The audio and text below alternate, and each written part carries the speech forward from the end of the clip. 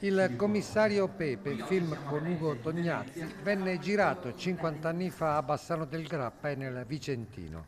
Nello spazio della regione Veneto lo si ricorda, collegamento video con Gianmarco Tognazzi, figlio di Ugo. Vi volevo ringraziare a nome non soltanto mio ma di tutta la famiglia per questa meravigliosa iniziativa. Vi abbraccio forte. L'iniziativa è della Vicenza Film Commission, che ha illustrato le sue attività. Ospitiamo e aiutiamo qualsiasi tipo di produzione. È logico che quelle che ci danno maggior soddisfazione, poi anche in termini di visibilità, sono quelle le produzioni più importanti, no? Quindi i film, le fiction. Poi ci sono anche le piccole produzioni come il film La Val che urla, realizzato da una regista vicentina con attori in gran parte veneti.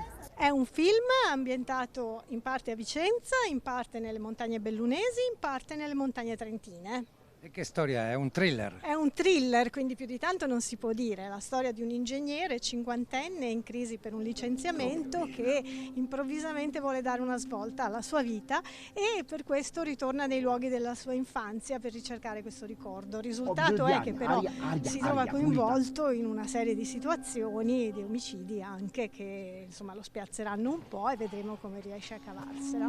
Il film thriller La Val che urla è ancora in attesa di distribuzione. Regista e attori sperano che esca nelle sale a primavera.